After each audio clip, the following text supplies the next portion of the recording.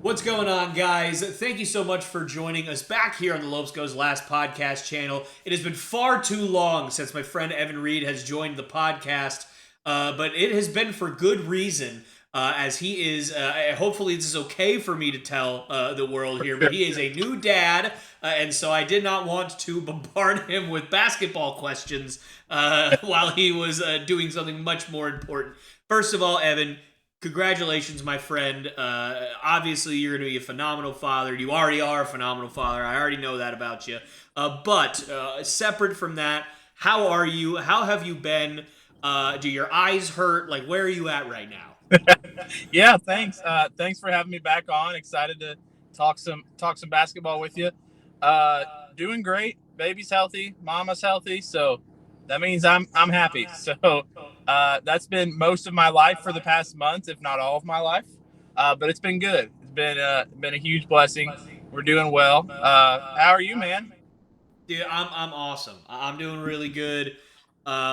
It's a great time right now. Obviously, I'm not as big of a hockey fan as the other sports, but hockey playoffs right now. Bruins are struggling a little bit, but hey, it was a great first round series. Who knows what's going to happen? I think they play tonight. Who knows what's going to happen? Game five and may start making a comeback. Obviously, NBA playoffs as well. The NFL draft was just a couple of weeks ago. The NBA draft lottery was yesterday or 2 days ago. MLB season is in swing, so there's a lot of stuff to talk about right now. So I'm doing really good, man. But I've had very few episodes of this that I've been more excited to do than this one because All this right. was kind of like the dream scenario. Now we're not quite there yet, right? We're not all the way towards the Eastern Conference Finals where your team and my team may face off or may not face off.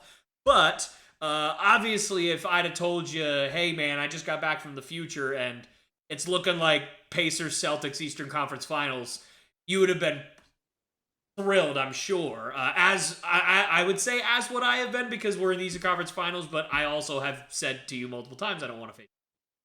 So doing pretty good, man. So happy to do this, but that's gonna lead me right into my first kind of question: is what do you think of the Pacers' kind of playoff run so far up to today? And by the way, just for all of you at home, we are recording this just before Game Five, so obviously we don't know what direction this is gonna swing in as of the time of this recording. So when this comes out in a couple of days, if the Pacers are down 3-2, don't yell at me for saying it might be I don't know. So whatever the case Right. is, how what do you think about the playoff run so far for the Pacers? Yeah, it's been a wild ride. Real quick, just to touch on this, it's made me feel really old. And what I mean by that is I was watching the Bucks series close out, and the announcers were like, "The first Pacers playoff series win in over in a decade. It's been 10 years since we won a playoff series with the Paul George and Roy Hibbert teams." And I was like, golly, I remember sitting in the basement of my parents' house watching those. And I remember every player on those teams. And I'm sitting here thinking, if that's 10 years ago, I am an old man, it feels like. But it's been fun. It's been a lot of fun watching them go through the Bucks series. And people will say online that it's different because we're not facing Giannis, and of course it is. But you got to play the hand you've been dealt, and we still had to go up against Damian Lillard having huge offensive explosions, Brooke Lopez, who 5 years ago couldn't hit a shot outside of 8 feet, hitting every 40-footer he took against us, which was wild to behold. And it's just been a lot of fun. Beating the Bucks, playing the Knicks, I think playing the Knicks, watching the Knicks series has been a lot more frustrating as a fan, even though it's 2-2 right now. And, you've got to be happy with 2-2 playing the 2 seed and how well they've done. But all around, it's been fun. It's been a blast. It's not, I didn't realize how long it had been since we'd experienced any kind of NBA playoff success. I didn't realize it had been 10 years since we'd won a series. So I didn't realize how bad I needed it, I guess I could say. Yeah, fair enough. And I'm glad you brought up the point of kind of dealing or playing the team that's in front of you, right? You can't control who's out there and who's not because the Celtics are getting a lot of heat for that right now. Speaking of the Heat, obviously we played the Heat in the first round. No Jimmy Butler, no Jaime Jaquez, no Terry Rozier. Three of the four best players on that squad, I would argue. And you know, now we've got no Jared Allen for the Cavs, and last night's game with no Donovan Mitchell. So, you know, you're looking at a team that was really just a skeleton crew of role players. And obviously for the Pacers on your end, you guys are kind of having, I don't think it's quite as extreme, but I would say, definitely with the Bucks, you know, with no Giannis, that's the big one. But you still had Dame, like you mentioned. But in that game 5, you did not have Damian Lillard, and it was one of those situations where you could have closed him out in 5. It didn't happen. And so I'm sure that was a frustrating game for you to kind of watch. Like, what were your thoughts? Was that one of those moments where you're thinking, man, do we really have what it takes? Maybe we do beat the Bucks, but do we have what it takes to make a deep playoff run if we can't even beat Bobby Portis and Brook Lopez? Yeah, that was a frustrating night watching that game because I was sitting there thinking, man, it's one of those games where beforehand, you know, it's a trap game, right? You know that everything's being set up for your team to succeed, and yet the other guys are still getting paid millions of dollars to come out there and win a basketball game. Like, yes, they're missing their stars, but the other guys know how to play the game too, and they're going to come out and give you your best shot. And it's so easy, especially as a team like the Pacers, who have very little playoff experience, to take mental lapses, to take quarters off, to take plays off, to take a game off when you're missing Giannis and Damian Lillard. And so it just felt like they fell asleep at the wheel and lost control of that game. And when that happened, it made me sit there and think, man, if we can't beat this team without those two, do we even deserve to get to the next round? Like, that's a tall order. But you've got to think, you know, it's I think Tyrese Halliburton came out during this Knicks series and said, it's only my second playoff series or my second time in the playoffs or whatever it was. Like, it's a learning experience. We're not going to be perfect. And that's something to cling to. And, you know, it is a lot of these guys' first go around, and they're getting big help from guys who don't have a lot of playoff experience, like Ben Shepherd's coming off the bench and become a sniper from 3, and he's got no playoff experience. Tyrese Halliburton has limited playoff experience. I don't think, correct me if I'm wrong, but I don't think Obi Toppin's got a lot of playoff experience, and he's come in and played some big minutes. So they're learning as they go, and it can be frustrating to watch some of the mistakes, but it's also so exciting to watch the highs. Absolutely. And I feel like that's been, you know, obviously less so because playoffs is different in general, but I feel like it's been that way for most of the year for the Pacers in general. Just, man, the highs and the runs that you guys could go on and the offensive juggernaut you've turned yourselves into is super exciting. But, man, there's games where, you know, you can't defend, and then the threes aren't falling, and Tyrese Halliburton looks lost at times, and there's just certain, or Miles Turner can't hit the, you know, hit the ocean if you fell out of a boat, right? Like, yeah, it just the lows are really low, and that's and a lot of times it's like that with younger teams. But I think the biggest difference, and this is one of the reasons why I'm excited if we do play you guys, is because while we played the Pacers 5 times this year, which I would argue is about 3 times too many for my heart to be okay with, I would say that we never played you guys when you had Pascal Siakam. After that trade happened, there were no more games on the schedule, Celtics-Pacers. We had all 5 games were before that trade happened, which means all 5 games were before the All-Star break, which made me want to just bang my head into a wall. First 41 games, play the Pacers 5 times. Not the Pacers, excuse me. Pacers 5 times. But anyway, you know, I'm interested to see the new dynamic, because while you just listed off Halliburton, no playoff experience, obviously Miles Turner, not a lot of playoff experience, Obi Toppin, no, Aaron Nesmith, sure with the Celtics, but he never played, right? Like, so on and so forth, go all the way down the line. Well, Pascal Siakam is a champion. Pascal Siakam has won a championship. Now, was he the number 1 guy? No. I would argue he may not be the number 1 guy right now. if everybody's playing at their best. But he may very well be. I would say he's either 1A or 1B with Tyrese Halliburton right now. So, you've got at least one guy on your team that's like, hey guys, I've been all the way to the mountaintop. Get on my back. Let's see where we can go. And the Pacers haven't had that guy since Paul George left. And Paul George hasn't won a championship either. So I don't even know if you had him, had that guy in Paul George. So you haven't had that guy in a long, long time. So I'm excited to see where that goes. But again, talking about the frustrating games where, you think, oh man, do we deserve to be here? We really should beat this team. The Celtics just had that last night. The skeleton crew of the Cavs that I just mentioned played us close all game long, and we're actually winning 65-64 with about 9 minutes left in the third quarter. And you're sitting there thinking, oh my, you got to be kidding me. Like, we're going to seriously lose to this team? We won 64 games, ended up pulling it out in the end. But those games, they are, like what you described, they're trap games. And for a young team, I didn't panic, at least from the outside perspective looking in. I didn't panic when the Celtics lost Game 2 to the Heat. I didn't panic when we lost Game 2 to the Cavs in this series, because if you lose one game, fine. You chalk it up. You had a bad day. It is what it is.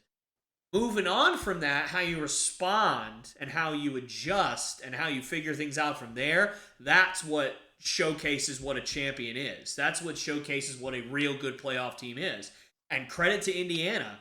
They responded at every turn. They have responded. Now, I think that with the way the Knicks series is going, there's two camps. And this is going to lead into my next question.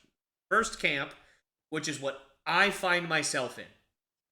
I think that the Knicks have just enough gusto left, just enough wind in their sails left to win Game 5 tonight. Now, if that doesn't happen, again, don't make fun of me. I don't know what's going to happen by the time this is being recorded. Or number two, which I think is about where 90% of people are.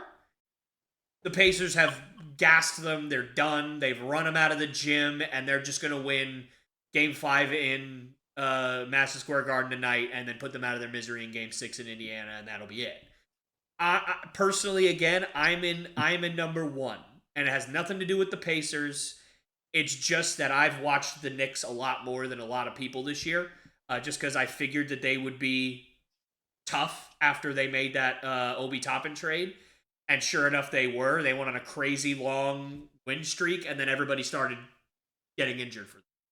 So what camp do you sit in right now as a Pacers fan? You've watched all the games. I haven't had an opportunity to watch every minute of every game. I wish I have, because the ones that I have watched, wow, great games. What camp do you sit in right now? Yeah, I definitely believe the Knicks have enough to pull out Game 5, because every time you think they're out, they're not. Now, granted, Game 4 was throw Game 4 out the window, right? That has no bearing on Game 5, Game 6, and Game 7. But every other game, they're in it. It seems like watching the games, the Pacers would go on runs where I thought, hey, you can build off this. I know they're another NBA team, but you can pull away and make it to where they can't come back. And the Knicks just always hang around. And Dante DiVincenzo always hits another three. And Jalen Brunson always draws another foul. And you just can't. They just chip away and chip away and chip away until you're at the end of the game, and it's all of a sudden it's a nail biter. And you should have pulled away 4 times, twice in the third quarter, and the game's now up for grabs.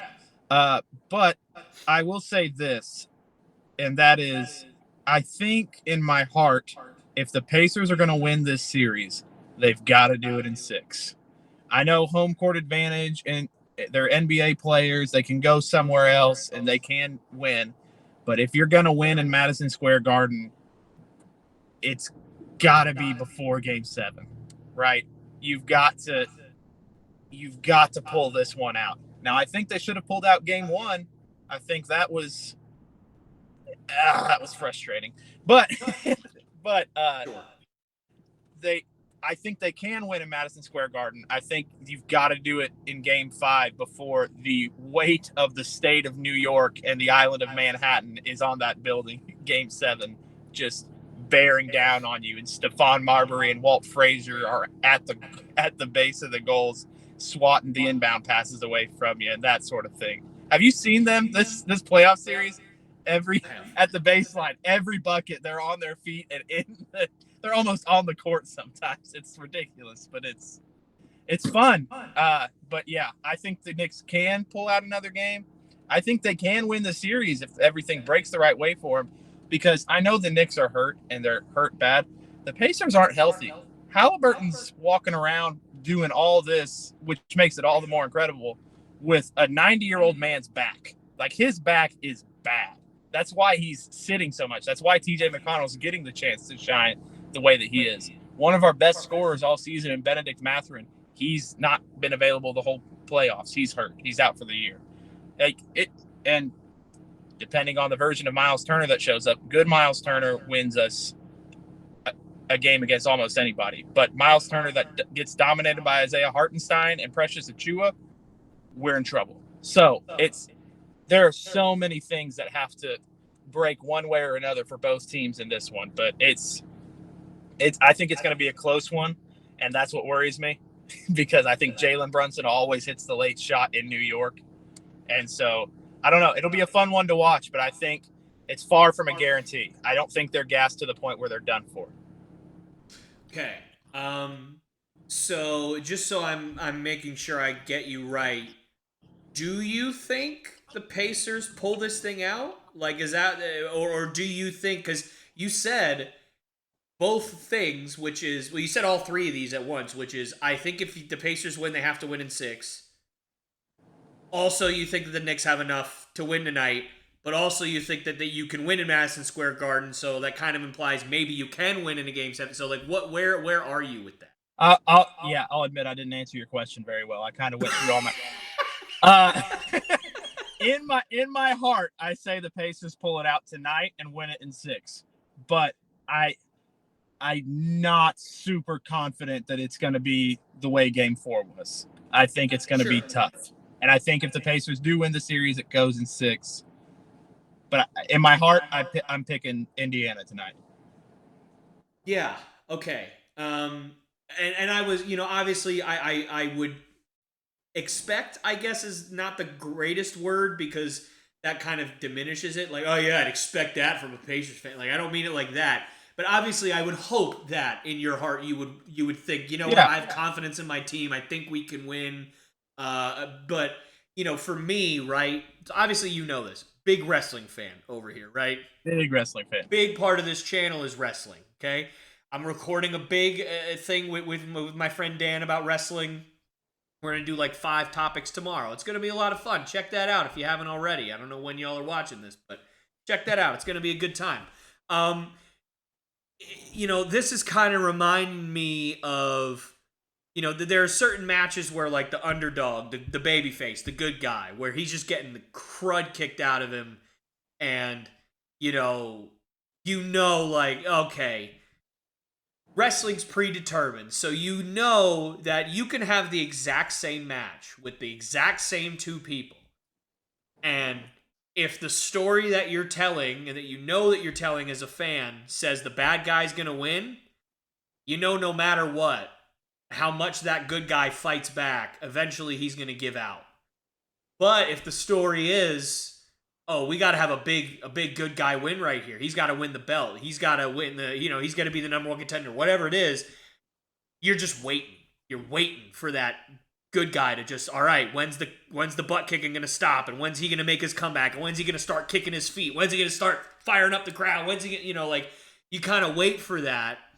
So for me, this Game 5 reminds me of one of those matches where, for the Knicks fans, right, I'm not saying that in the eyes of the public, the Knicks are the good guys and the Pacers are the bad guy. I would actually argue the opposite for a lot of people, because you guys are the underdog in this series, right?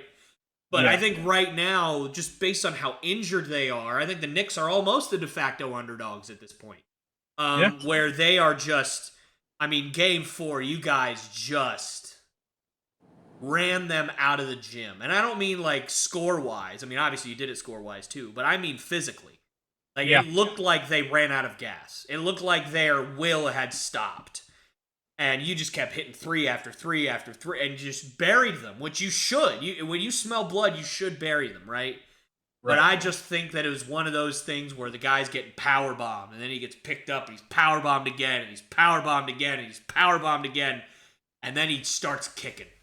And he gets that one last final gust of energy, just let's go! And then, he starts making that comeback, and I think that that's game 5.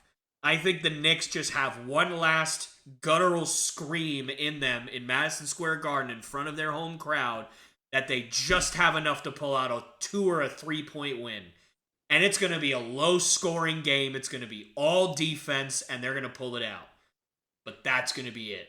They will have gone their last, inch. I have given everything. I've got nothing left. Game 6, blowout. Game 7, blowout. Pacers in 7. I said Knicks in 7 to start this series. I did not know, obviously, that OG Anunoby would get hurt. Well, who did not know, obviously, right? None of these things. I just don't see how the Pacers can keep this up for 3 more games. But yet, part of me almost hopes they can keep this up for 3 more games and somehow pull this off, because I would love to see a wounded animal limp into a series with Boston. Please give me an injured, beat up, exhausted Indiana or almost ran him out of the gym Knicks team to go up against Boston for 7 games. Please give me that. That would be lovely. But, let's say that doesn't happen. I was going to say, then what will we talk about? Right, exactly. Then it would just be really depressing for both of us there. But let's pretend that doesn't happen. Let's pretend my original thing, Pacers in 7, right? I think you guys may probably lose tonight, win game 6, win game 7. Knicks run out of gas. What's your confidence level going up against what presumes to be, obviously, we're making a lot of assumptions. Celtics are up 3-1. No Donovan Mitchell, it seems, although he may come back for game 5. No Jared Allen, it seems, although he may come back for game 5. You never know. I don't see even a fully healthy Cavs team beating the Celtics 3 games in a row, 2 of them in Boston. I just don't see it, but I suppose it could happen. But let's pretend it doesn't. What's your confidence level going against Boston? Very low. I'm gonna explain why. My confidence and my belief are completely different. I believe in this Pacers team that they can beat anybody. That they can beat anybody in a series. Their offense is that much of a juggernaut. Their defense has improved in the playoffs significantly. They can hold their own against everybody. That being said, it feels so much like this is the year that Jason Tatum and Jaylen Brown are being set up to finally bring a championship back to Boston, right? It feels like the media is circling around that and almost putting it on a tee to be knocked out of the park. This is that nobody's talking in depth about it, but they're alluding to it, because the last championship the Celtics had was the big 3, Paul Pierce, Kevin Garnett, and Ray Allen. And it's been a long time for a Boston team, because Boston teams just win championships.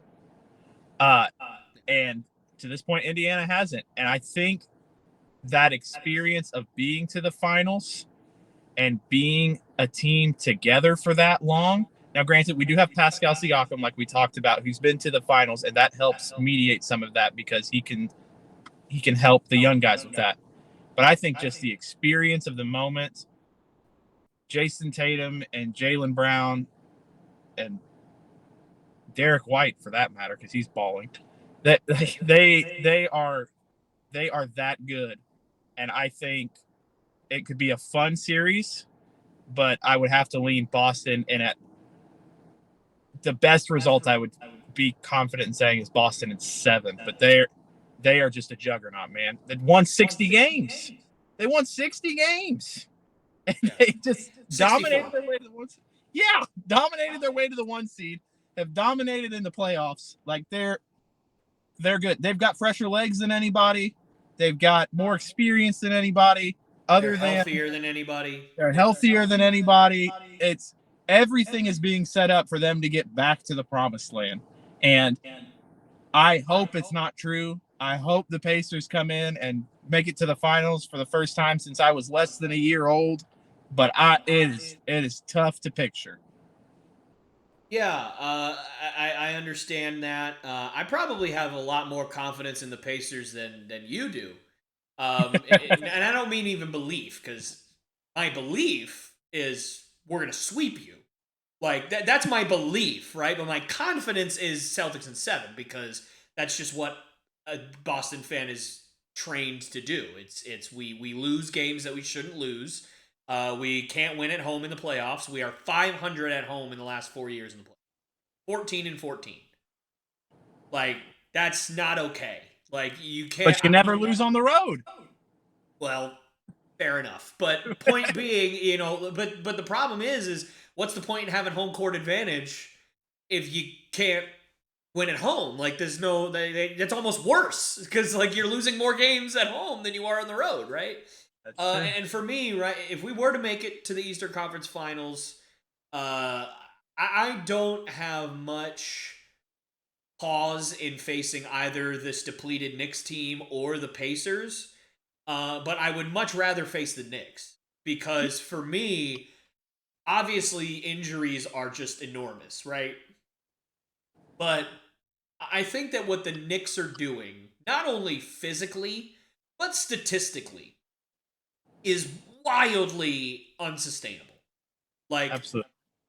If you look at what the Knicks are doing statistically speaking, Dante DiVincenzo, who was coming off the bench on a Golden State team that barely made the play-in last year, is averaging 29 points per game in this series against the Pacers. Now, I don't know if that's true after game 4. That may be different. But first 3 games was 29 points per game he was averaging, shooting 67% from the field and 60% from 3. And it felt like 85% from 3. I swear he never missed. Right. Jalen Brunson, we all know what he can do. What he does is sustainable. We've seen it over and over again. I'm not talking about him. OG Anunoby coming into this series, a guy who has never averaged more than 17 points per game in a regular season, and that was once and it was an outlier, was averaging 29 points per game through the playoffs. Josh Hart was averaging 17 points, 14 rebounds, and 8 assists a night while playing phenomenal defense. That is just not sustainable. It just isn't to me. If you go up against Boston and Josh Hart averages 17, 14, and 8, I would be floored. I'd be like, did we lose all of our wings? Like, did they all get hurt? Like, is nobody guarding him? Like, what are we doing? Because obviously we would have, Drew Holiday probably guarding Jalen Brunson, or Derek White guarding Jalen Brunson, Jaylen Brown guarding Josh Hart, or Dante DiVincenzo, or I would honestly have Drew Holiday guard DiVincenzo. That's just my opinion. I think body wise they're a little more similar. Jaylen Brown guarding Josh Hart, Jason Tatum guarding whoever the heck their 4 is right now. I guess is that Precious Achiuwa at this point? I don't even know. And then Kristaps Porzingis presumably would come back and play no, you're not. Dante DiVincenzo's not dropping 35 points a night on the Celtics. He's just not. It's not happening without us just completely not caring. And so I'd much rather face the Knicks, because I just don't see it being sustainable. Whereas you guys, I 100% seeing what you're doing is sustainable. Like, I don't think you guys are doing anything that is otherworldly or statistical anomaly. I think you guys are just playing your game. And your game right now is killing the Knicks. Like, physically, like, when I saw that matchup and I saw that the Knicks were playing 48 minutes a night, I was really tempted to go Pacers, just because I'm like, there's no way that the Knicks are going to be able to keep up for 7 games. They're going to pass out. And then when OG got hurt, I was like, oh, yeah, no, they're done. Like there's no way. Like I said on this podcast, I did not see a world where the Knicks win a game in Indiana. I just don't see it. With that energy of that crowd, there's just no way. Like I could see them pulling out some games in New York, not in Indiana. Yeah. So I agree. I'd much rather face the Knicks. I really would, because while I don't think I agree with you in that, you know, the difference in belief and confidence. I think we all kind of look at things like, oh, do the Pacers have the ability to beat the Celtics? Yes, of course they do. So do the Knicks. So do the Cavs. So do the Heat. So do every other team in the NBA. Of course they do. They all have the ability to beat the Celtics. Do they have the ability to beat the Celtics 4 times out of 7? Right. That's the difference, is the Celtics can have a terrible game. Most likely game 2. Because for some reason we can't win game 2s. So we could have a terrible game 2. The Pacers could score 175 points and hold us to 40. Guess what? The series is still 1-1. Yep. Can you win 3 more times? So that's more what I look at, and I don't think the Pacers have enough gusto yet to beat this Celtics team 4 times out of 7. Could I see you pulling out 2 of those games? Absolutely. You guys have enough shooters and you have enough good defenders, kind of, to give us fits on a bad shooting night, right? Where Al's missing wide open threes, White's missing wide open threes, and Holiday's missing wide open threes. All right, well, Siakam's guarding Tatum, so, you know, he only scores 25 maybe. And then, you know, if Porzingis is back by then, Miles Turner does a good enough job on him where he only scores 18. And nobody else really, you know, does anything. Jaylen Brown has a bad shooting night, whatever it is, right? Like, you could win 2 of those games. I could easily see that. But can you win 4 times out of 7? I just don't see it. But I guess my last question here while we wrap this up, Evan, is how do I word this? If you could go back and change anything about the season that's happening right now, and you could put yourself in a position starting from the All-Star break, or I guess say starting after you traded for Siakam, until right now, is there anything that you wish had gone differently? Is there any team that you wish you would have rather faced? Is there any series that you wish you would have rather had? Any player that you wish you would have traded for? Anything like that you were like, man, if we had this, I think we'd be in a better spot? Or would you be like, heck no, I'm loving what's happening right now? I got to be honest with you. When you win the first playoff series you've won in a decade, you kind of don't want to mess with it, right? Like I was shocked on my birthday when the Pacers traded for Pascal Siakam, and I was like, "Oh, happy birthday to me! We have a second star." It was I did not. We never make that move. We always trade the star away. So that was awesome. The only thing that I wish would have changed is Benedict Mathurin's health, because that guy is a bucket. And if you have him coming off the bench with how everybody's playing, I don't see how New York wins a game against us with this current depleted roster. I think our offense is that much better. Now, it's give and take. If you keep Benedict Mathurin, does TJ McConnell have the freedom to become the playoff freak he's become? Maybe, maybe not. Does Andrew Nembhard have a bigger leash on offense where he's got the gusto and the confidence of himself built up to take that big shot to win game 3? I don't know. I don't think there's much I would change other than health, but who wouldn't change health, right? Who wouldn't say maybe we rest Halliburton a little more and get his back a little healthier? But also I get that I think there's a contract clause for Halliburton where he has to play a certain amount of games to get an extra $50 million. So I don't think you could have sat him out.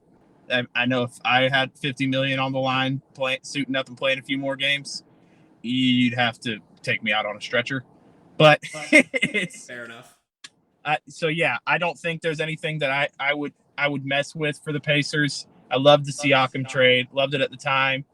I wish we could have found a way to get Miles Turner to commit to being good Miles Turner.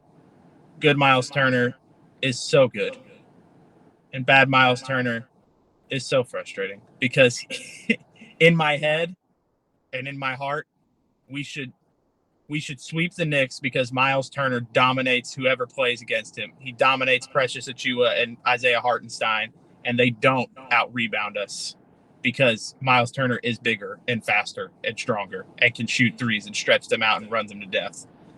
But when he doesn't do that, and I know that's a lot and very hard to do, when he doesn't do that, they have a shot. So, yeah, to answer your question, I don't think there's much I would change that I realistically could if I went back. But just confidence and health. I love that. There's two things I need to see tonight in order for the Pacers to be successful. And this kind of goes back to, I think, one of the reasons why you lost game 2, not necessarily game 1, but I think game 2 could have gone differently as well.